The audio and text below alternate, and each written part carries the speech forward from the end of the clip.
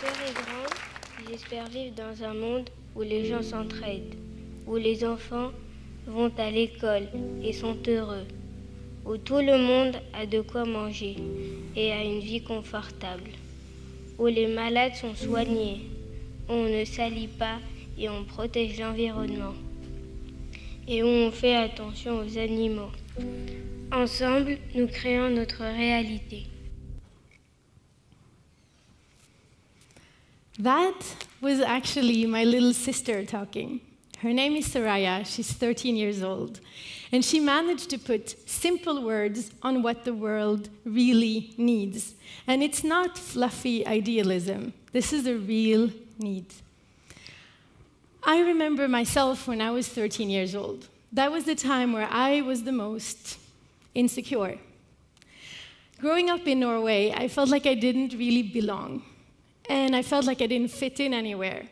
And with the group of kids that I was growing up with, I was bullied. And that made me feel like no matter how much I tried, I wasn't good enough. And then I would go to ads and magazines to compare myself, and that was horrible. And imagine, in my time, we didn't even have social media. So thinking of the pressure that exists today, and thinking of the cyberbullying I know is happening, my heart really goes out to anyone that is experiencing that.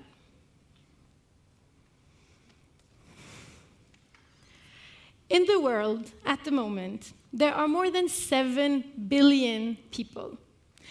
More than half of them are under 30. Actually, 1 in 4 between 15 and 29. It makes a total of 1.8 billion people. There has never been as many young people on the planet. And this opens an amazing window of opportunity. Actually, 90% of these young people live in developing countries, and the potential for economic and social progress is amazing. However, we need to secure that kids and teenagers get the best shot at a decent life. Those years are the most formative, most decisive, most vulnerable years. Education has one of the biggest impacts on young people's lives. And the numbers are alarming because not many get through secondary school. And the relevance and quality of the education also varies a lot. 75 million young people are unemployed at the moment around the world. And speaking of economy, we've entered this 4th industrial revolution, also called the tech revolution. And we're hearing all these stories about how half of the job market will be taken over by robots, and that 1/3 of the jobs that will be available don't even exist right now. So this means that youth is going to undergo rapid change. And we need to prepare for this change. We truly are at a defining moment in history when it comes to protecting people, protecting the environment, and also having a good economy. Remember what my little sister said in the beginning? Well, world leaders actually agree with her. In 2015, they were all gathered at the UN, and they came together with a common plan for the planet for 2030, with 17 goals for sustainable development. And they agreed that we are going to solve things like gender equality, education, health, poverty, and many more. And it's great. It's great that we're committed to these goals. But the huge gap between the reality that we're in and what we wish for says it all. And if we're going to have any chance at getting to these goals, there needs to be a shift in power. Right now, we rely on institutions, on politics, on corporations, on organizations. And that's great. We need their involvement. But the bigger shift we need is that you understand how much power you have to change things.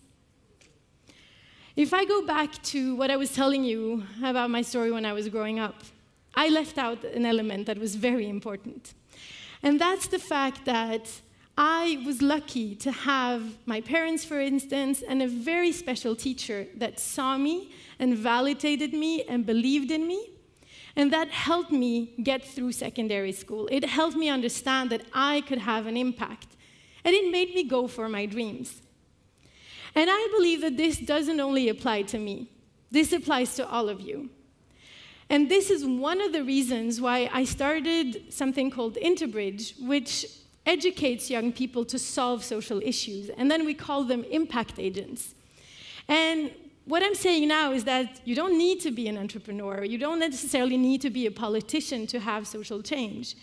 Is that you need to understand how much impact you actually have on yourself, on your surroundings, and in society by everyday choices. The food you eat, the clothes you wear, the energy you use, and maybe perhaps who you're going to vote for. And the thing is that there is magic that happens when young people are offered this self-awareness. When we work with youth, we have this one premise, and it's that they need to want to be active locally. But we put them together, and we make sure that they're very different. We make sure that they're from different geographical parts, that they have different socioeconomical backgrounds, and perhaps also different cultural backgrounds. And what they keep on telling us is that they learn from each other. And they are so happy to meet people that usually they wouldn't meet. And this creates changes. And I want to share some examples with you. We had this one session on social media and how it's important to put on a bullshit filter when you're on social media. And this young boy, 13-year-old, said at the end of the session that he finally was going to promise himself that he wasn't going to put so much effort on trying to get muscles at 13, and that he wanted to just accept himself for who he was. And I think that this is really important because it's where it starts. I'm also really touched by the story of Aisha, that is 16 years old. She started off being very, very shy. And throughout, she started gaining confidence and ended up being in a city hall telling decision makers what she thought was right for her city.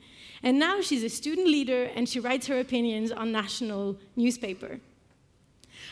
I'm also really humbled by the story of the friendship between Emily, that is 18-year-old, and Ali, that's 16-year-old.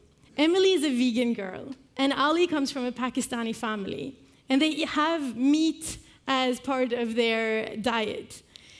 Conversations between the two made Ali realize certain aspects about the meat industry, so he started looking more into it, and he became really environmentally engaged. He went back to his mom, had a serious talk, and asked her to have meat-free days. The mom agreed, and the mom has also talked to other moms. And this is how this friendship sparked social change. It also means that you are the ones that actually can do something to solve the issues. Like I said before, the world is undergoing a shift. We're moving from non-sustainable, non-inclusive towards sustainable and inclusive. And with the rapid changes that are happening, I believe that youth is the most important resource that we have. Your opinions and insights are actually needed. I see this in my work with public sector and private sector. They are wondering, what is the youth thinking? What are they about? What do they want? And I'm going to confess something. My best advisors are the young people, the impact agents in Interbridge. I have a final message for you, which is that whatever you're going through right now doesn't define you forever.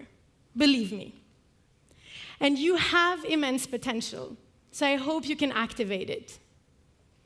And you aren't just the future, you are the present. You're shaping it every day with your choices, and you're creating our common future every day, locally and globally. You matter. Youth matters. Thank you.